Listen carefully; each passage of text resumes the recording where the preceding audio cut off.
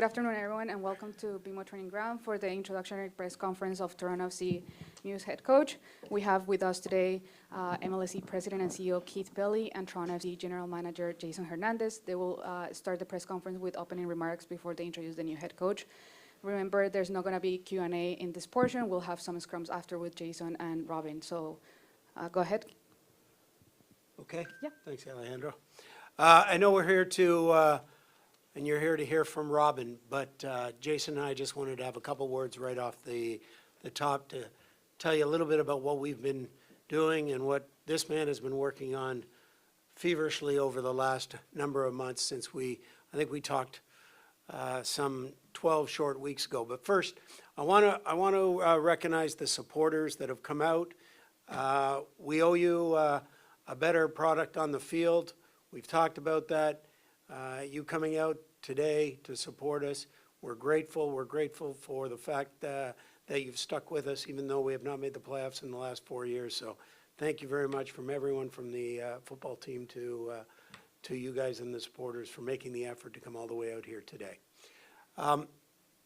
It was something that I think I said some 12 weeks ago that we wanted to get back to the glory years, the hunt for glory. We have a hawk now that's going to help us with that hunt, as you saw as you came in the building. We haven't made the playoffs in 4 years. Our changes began I guess it was back in July when we made a leadership change, and then obviously the change with the coaching position in November. It has been a methodical, meticulous rebuild for TFC. We've spent an inordinate amount of time together, Jason and I, working on all facets of the club as we've tried to develop what we thought was an important step for our next evolution, and that is develop a club ethos, to develop an identity, determine the way that we want to play, and most importantly, for it to be club-led. And that is what we have done, and I'm going to have Jason walk you through it shortly. But I want to tell you how much time that we have spent on it. We've brought Marco Nappi in from Bayern Munich, formerly from Bayern Munich, who was their technical director, who's worked with Jason and I. We worked with a number of other people inside and outside of TFC. We're very serious about the way that we want to play, the way that you want to be seen, and the way TFC is going to play for the next number of years. And our aspiration, let's make it perfectly clear, is to be a perennial contender on a year-to-year basis. And I think the way that we're going to play and the way that Jason is going to recruit players, the way that we're going to evaluate all aspects of our roster is going to lead us in that direction. And now with the help of Robin, I think it is a very, very critical piece of the puzzle for the next move. So I'm excited about it, and I'm going to pass it over to Jason. But I do want to talk just a little bit about a couple other things that are important to TFC moving forward. And one was the schedule. When I arrived some 8 months ago, I heard repeatedly from a number of the TFC supporters and from our fans that it was a schedule that was not conducive to play in the climate that we play in. So we lobbied, and I would say that we lobbied MLS, and we talked to them, continuously over the last number of months. And to have 7 afternoon matches, two in March, 2 in April, 2 in May, and 1 in September, is something that we're really, really proud of. And I think that is going to allow us to start to re-energize the fans here for TFC. That combined with our on-field product. We have a number of other marketing initiatives. You saw the Hawk. You're going to see a live Hawk at every single game. That hunt for glory is the way that we are going to play and what our aspiration is. So I'm excited. I really am. I've energized about the opportunity. The gentleman beside me is having been in sports some 40 years, is one of the most impressive men that I've worked with. He's smart, massive integrity, very strategic, and And you're developing a little sense of humor, I think so. right? Yeah, he's very funny. Yeah, takes a while to get it out of him, though. So with that, I literally am going to pass it over to the person that's going to lead the club-led philosophy that we have, is going to take you through before he introduces Robin. But let me tell you again, and this is to the supporters, we are committed. We are committed to bringing back the glory, for you to be proud of our team, and for you to grow in size. So thanks for coming again today. The fans are our lifeline, and we're going to do everything we can to make you proud. Jason? Yeah, thank you. Thanks, everyone, first and foremost, for being here. Really appreciate it. Really appreciate it. It's great to see some familiar faces again. I want to start by just saying what an exciting day it is. Obviously, one we've been waiting for all off season, a long off season, too long for our liking. And before I get going, I think I'd be remiss to say, many of you know I was a player once and a center back by trade, and so call it maybe speaking and microphones and glory isn't necessarily where I hang my hat. And so I like to really rely on the work speaking for itself. And so in this moment, I would tell everyone out there, supporters near and far, in that we clearly understand that this is a press conference and we have to speak, but the work we hope speaks for itself. So really, to begin, an incredibly exciting day here to introduce Robin, and taking a step back and talking about all the work that led up to this point in time. As Keith alluded to, with the leadership change in the summer, and really for us, taking a step back and from a higher level, evaluating where we were as a club, as an organization, who we were, what we wanted to be, and how we wanted to go about things. That led to a lot of in-depth, deep discussions with Marco, who actually I want to say hello to, as we've been talking quite regularly, as well as Keith. So we've been very closely connected in trying to figure out how we would like to package and put forth a strategy and a vision for our club. And so what I would say, first things first, is as an organization, we talked about what our vision could be, and what is the vision for our club. And for us, very simply, it's now reestablishing ourselves as a globally recognized club, with a commitment to excellence and a standard of excellence on the pitch, in player development, in business, and really in innovation, to which I think MLSE prides itself in. With that, we also talk about what the mission will be, and clearly and very plainly to the supporters is our mission is to kind of reignite the pride of our city, the pride of our supporters, the pride of our community in our team. And so those are the two things straight away that we're going to look as a club to do. Now, on the organization side and the club side, there have to be certain values and tenets that by which we're all agreeing to live by. And so when we talk about, as a club, being collaborative, the ability to sacrifice hard work, humility, your commitment to excellence are all the things that we've laid out. But most importantly, what we've laid out, as Keith alluded to, is TFC first as being a value for us. That means everyone is pushing in the direction of the club, and everyone has a clear understanding of where the club is going.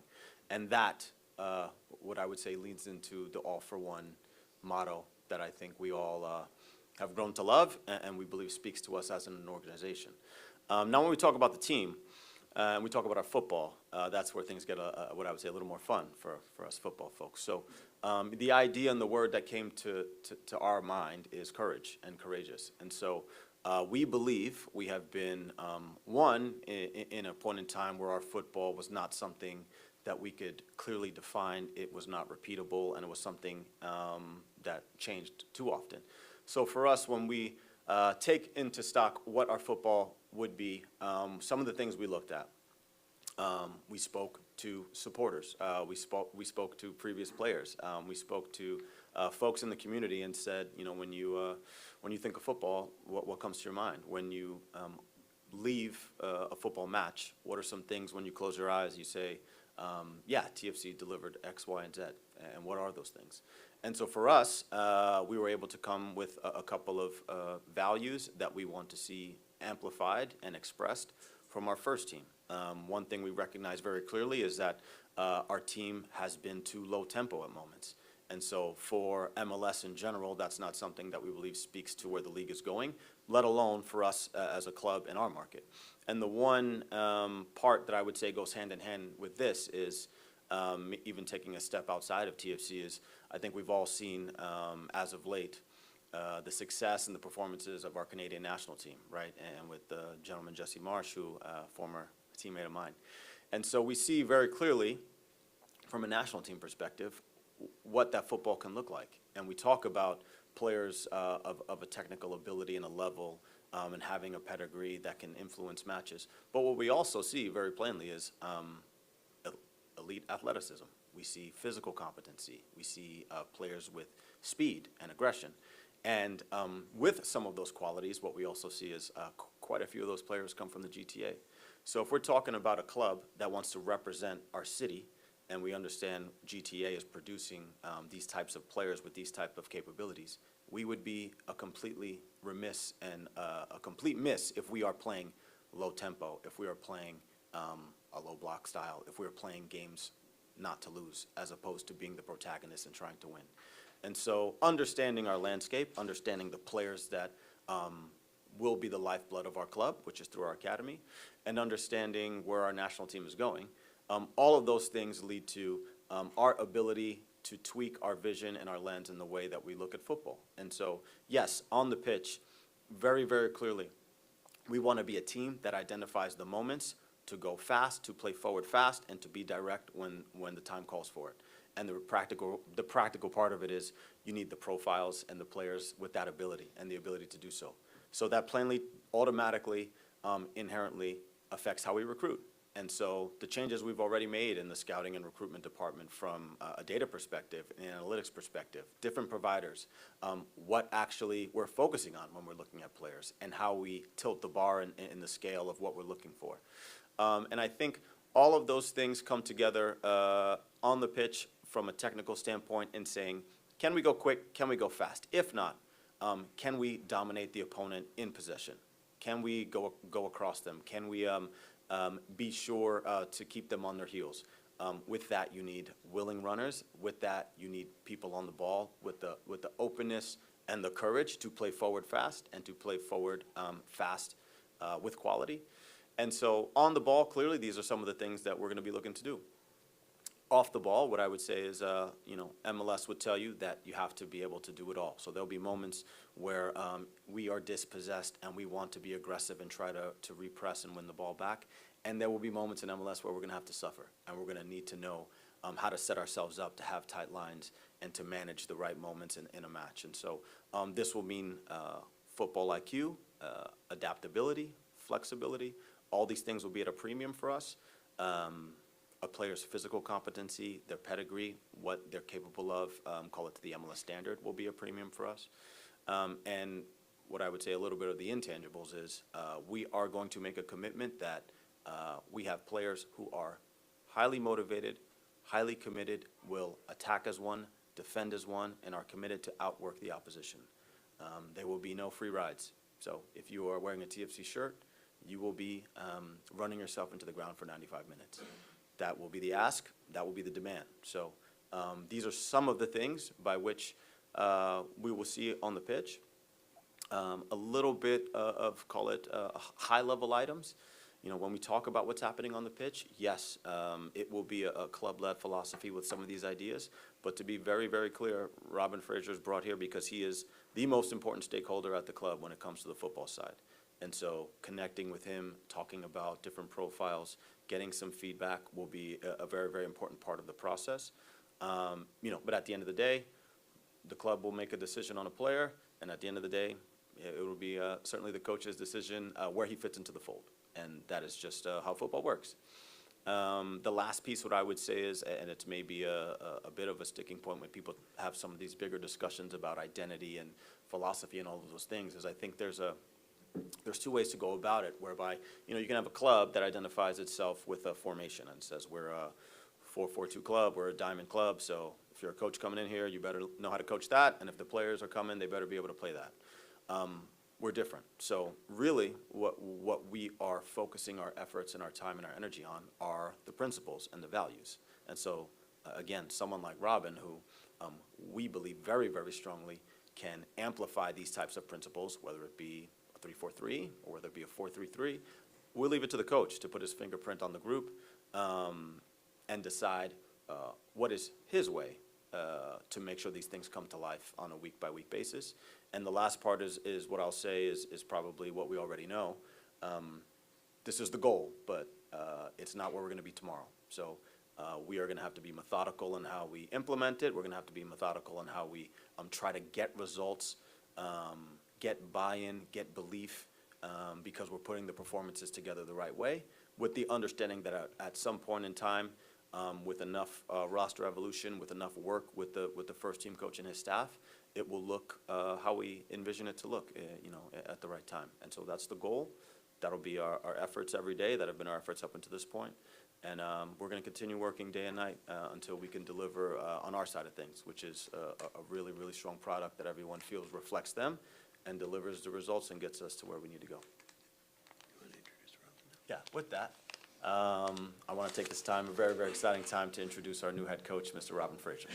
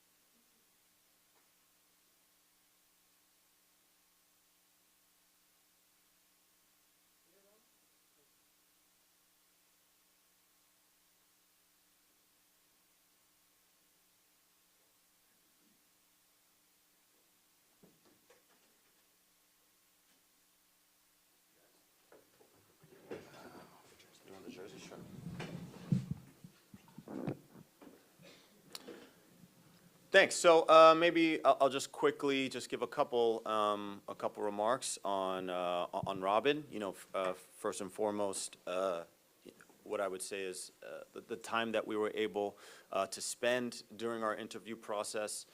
Robin was really always the clear leader as far as some of the thinking behind the scenes, as far as what our project would be and who needed to be the person in charge. What I would say just off the bat is, what is widely known and what we know very well is Robin is someone of the highest integrity, a great man, and someone that is very well respected in all of football, and especially in MLS, and especially in Toronto. I think a lot of people would tell you about his character, the way he treats people, how he goes about his business, and in very many ways we see those things aligned to the club values that I identified earlier when we talk about someone that has a commitment to excellence, who is collaborative, who demonstrates hard work and humility, and all of the things that we're going to hold to be very close to us here at the club. And so on the personal side, very clearly, it's a great fit. It's the best fit. Now, stepping a little more into the football side, when we talk about why someone of Robin's pedigree and resume fits the need for us, it's really quite clear. So, as we are now as a team, we understand certainly we made some strides last season, but we still have a ways to go. And Robin's most recent experience in Colorado, I think there were certainly some differences, but many things that actually were quite similar in that, Robin had the opportunity to go to a group that wasn't necessarily one that was considered of the highest caliber and call it MLS Cup contention, and was able to step in, evaluate the group, see what the needs were, see what were the best ways to get the most out of that group and move them steps forward season over season. And so for us, very plainly, that is where we are, right? And so if there are bets out for us to win and the odds for MLS Cup for this upcoming season, they'd be a tough one because that's a really difficult road. However, our ability to improve, our ability to adapt, and our ability to evolve we understand very, very clearly that Robin can manage all of those things, in the MLS landscape, as he's shown time and time again. And as for how we were looking to play, Robin's tactical acumen is second to none as far as his results in the league up until this point, both in the assistant space and as the head coaching space, and he's done it in 2 different conferences. And so for us, really, it was a very, very great process to get with Robin and understand some of his ideas about what we are and who we hope to be. And we feel really fortunate and very lucky to be working with him, and we're glad to welcome him today. Thank you, Jason. All right. Thank you.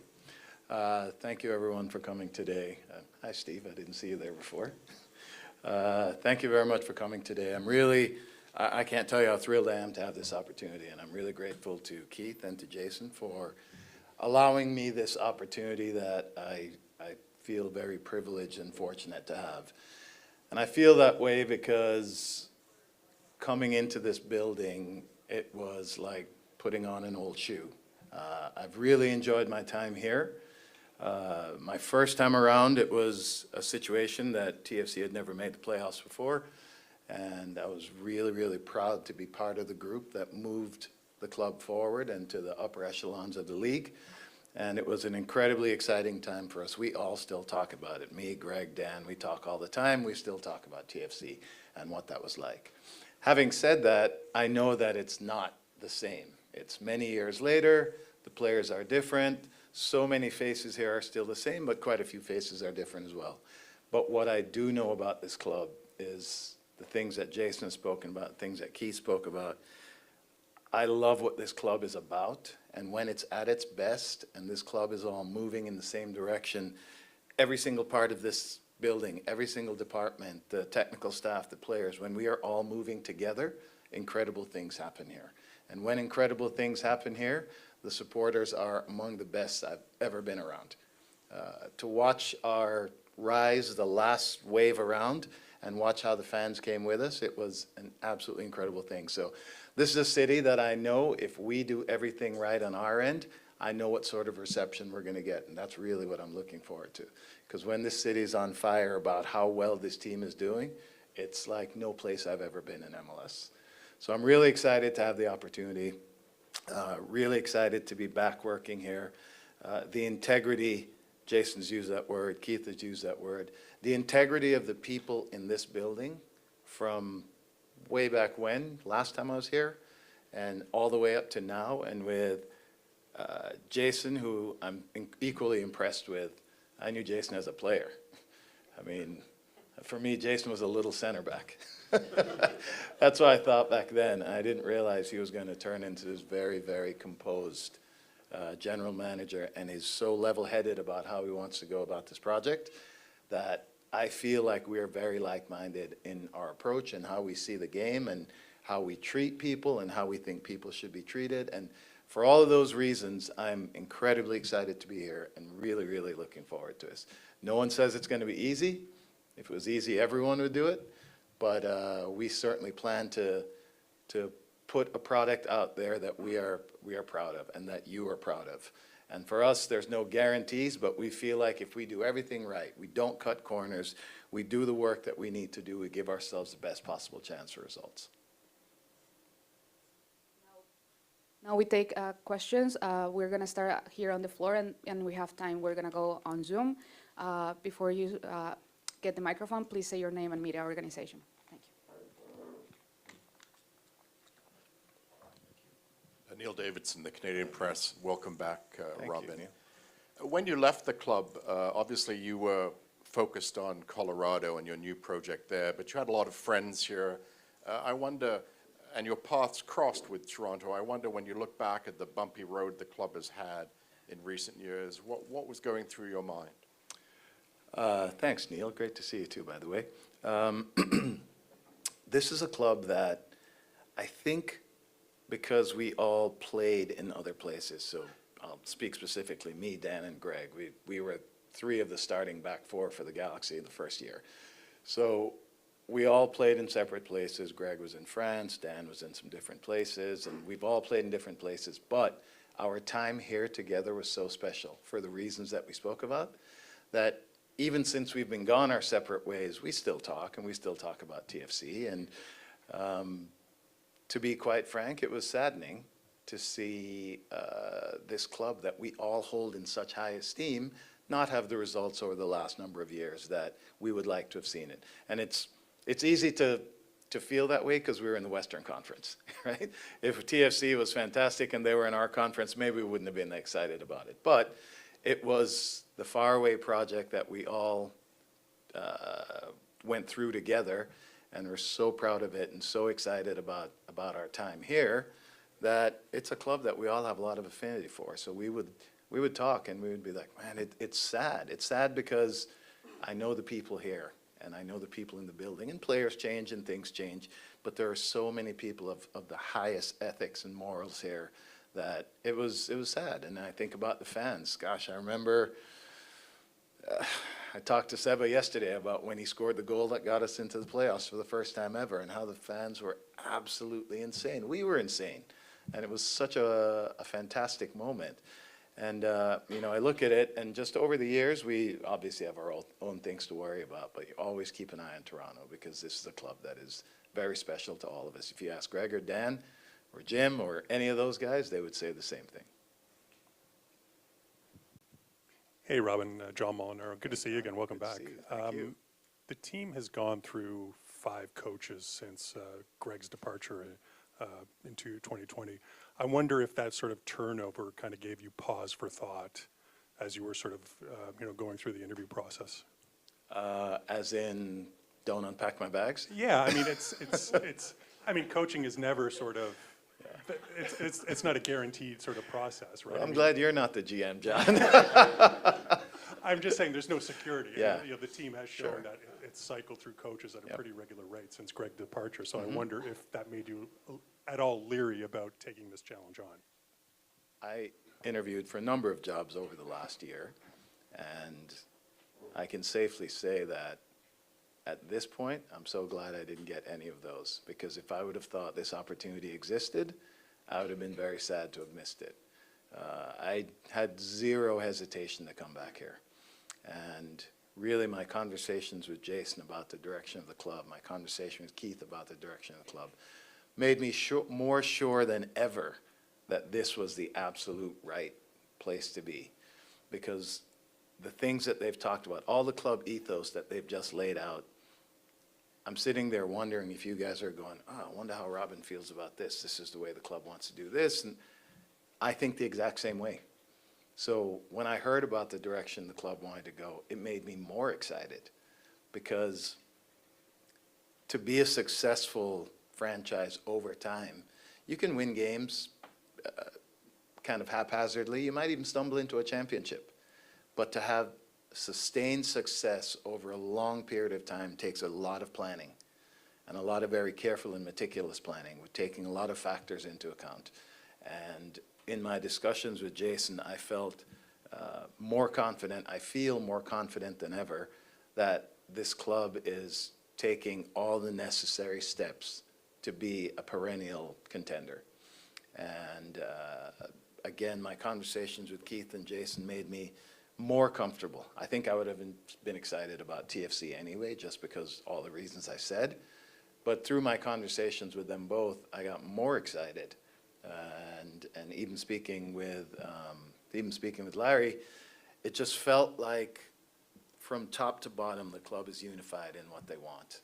And again, I'm not going to keep referencing 16 and 17, but during that time, that's how it felt with Tim and Greg and the rest of the staff and the scouting staff. It was so unified. The chefs, the marketing people, it just felt like we were moving in one direction. Every day you walked in here, you felt like it was a family pushing in one direction. And everything that Keith and Jason have spoken about is about creating that environment. So again, it's not to say, oh, we want to be 16 and 17 again. It's different. We want to create our own path, but they say success leaves clues. And one of the clues left by previous success is how integrated the organization is top to bottom. And I would say that where Keith and Jason have the club headed right now, it feels a lot like it did then, where people were pulling in the same direction. And that is my message to the players. That is my message to everyone I talk to. You can hardly rip this smile off my face. And listen, I know it's going to be hard, and there are going to be good moments and bad moments. But what makes it all manageable are the people that you're with. And I'm so, so confident in the people that are here. That was a really long-winded answer. Hey, Robin, just to follow up on the coaching turnover that this team has seen. Coming in, what kind of challenges do you face trying to get this team on board with having seen so much turnover at the coaching position, so many different philosophies? You know, honestly, that doesn't factor into what my challenges are, because the past is the past, different coaches, different people in charge, who knows what the decisions were, why people were hired or fired. But I feel like my challenge as a coach is to assist in every way that I can to have this club-wide philosophy permeate its way through the building. And that means with everyone outside of the soccer, and then you talk about the soccer players, the piece, the team, it's very much about getting them to also feel that, listen, there's no one player that's going to do it. There are no two players that are going to make us good.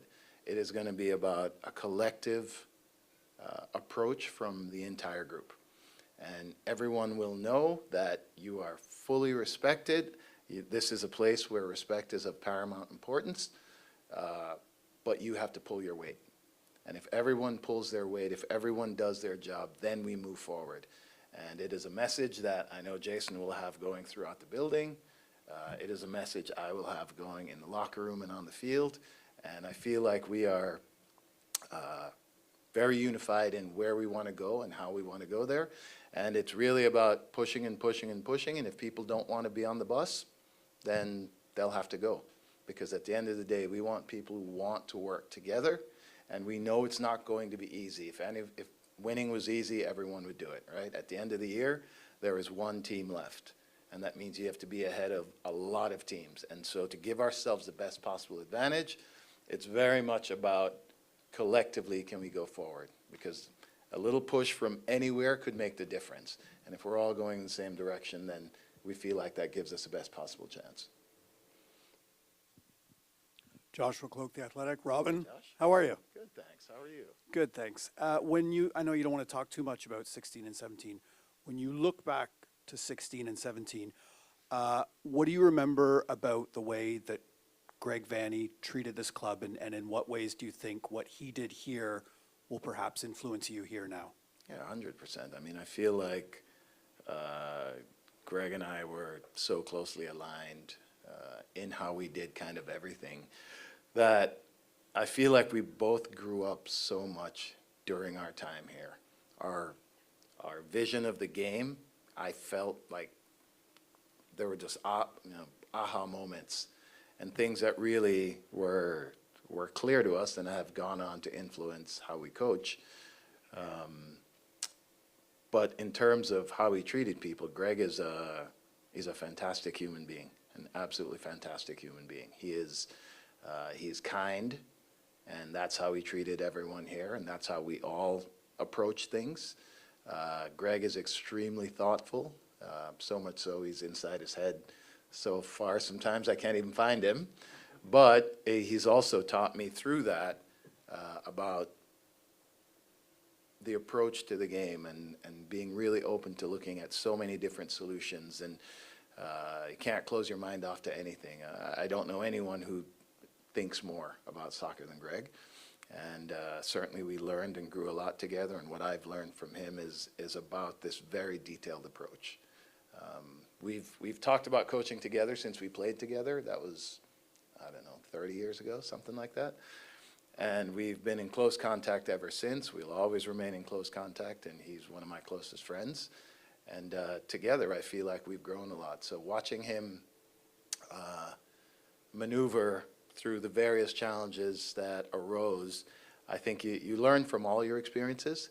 But when you see one of your best friends be the tip of the spear, and to be there to watch him lead this group to, after having never been in the playoffs, to MLS Cup champions, there were so many lessons learned in just how you approach the players, how you approach the game, how you approach each match, how collaboratively you work with the whole organization. There's so much for it, and I owe Greg a great debt of gratitude for bringing me here and allowing me to be involved in that process.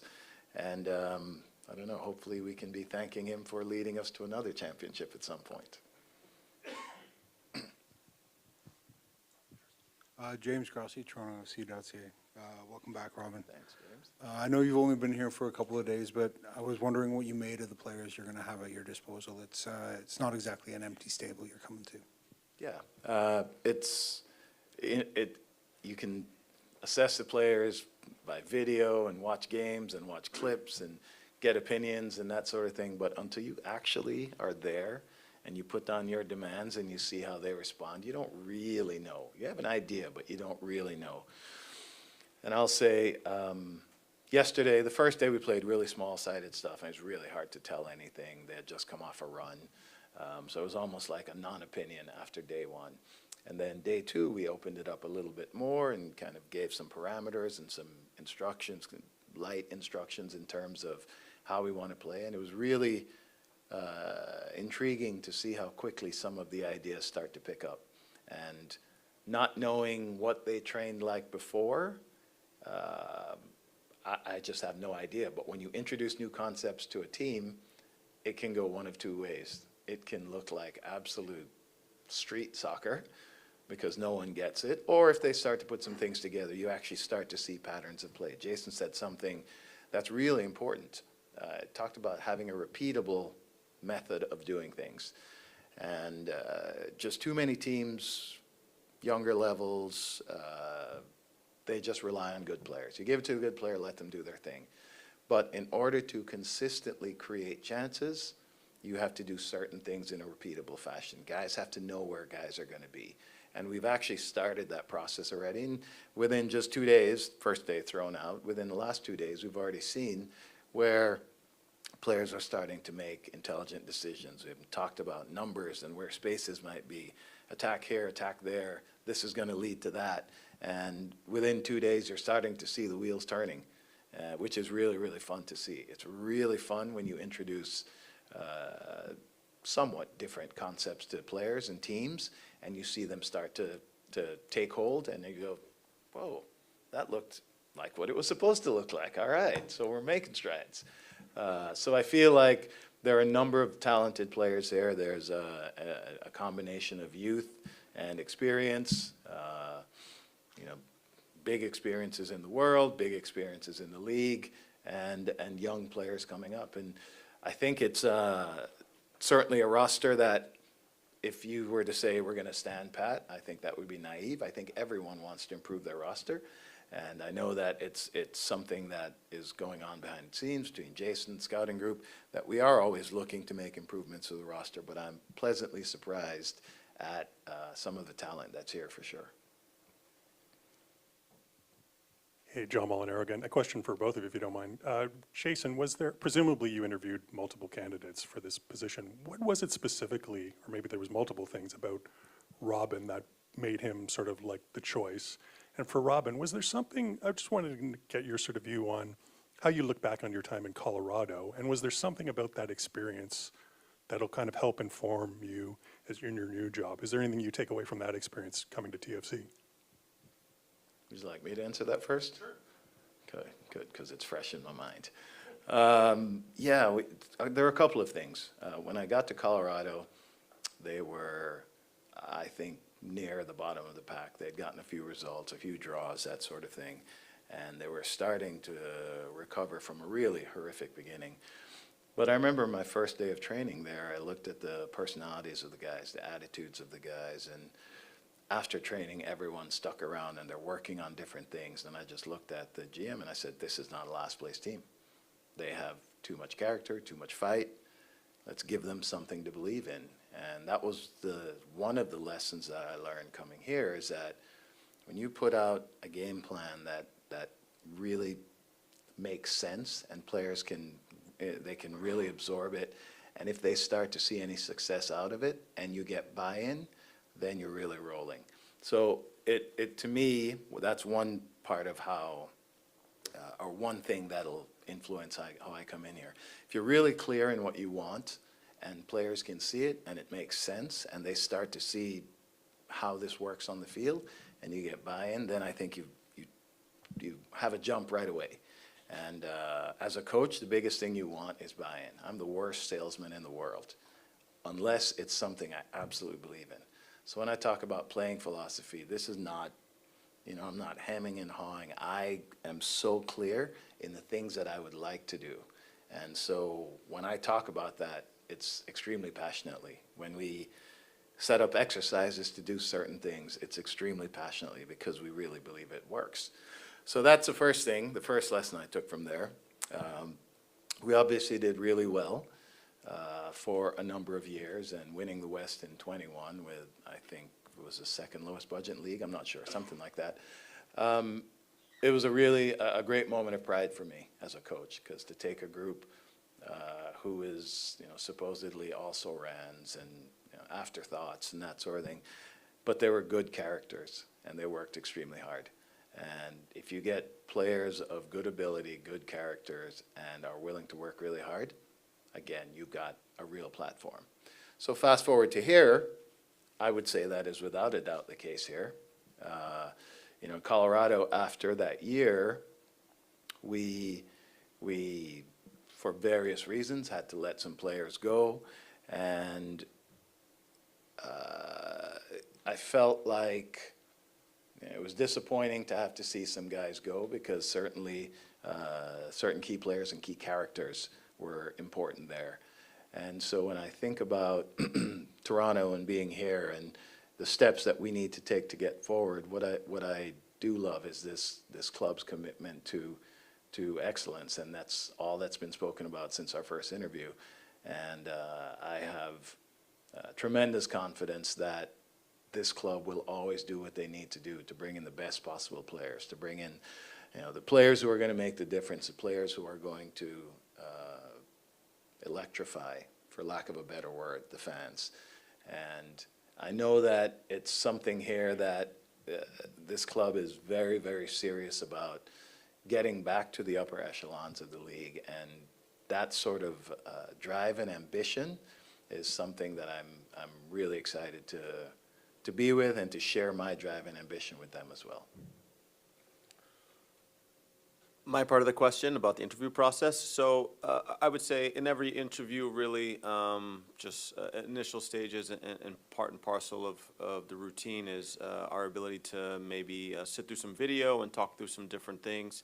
I would say with Robin, really, the initial part of the interview, part one, where we discussed some details, worked through some video, and when we decided to close the laptop, take our eyes off the screen and actually begin to engage each other about the game, about where Robin has been, where his football and his coaching experience has taken him, where he is now, where we are.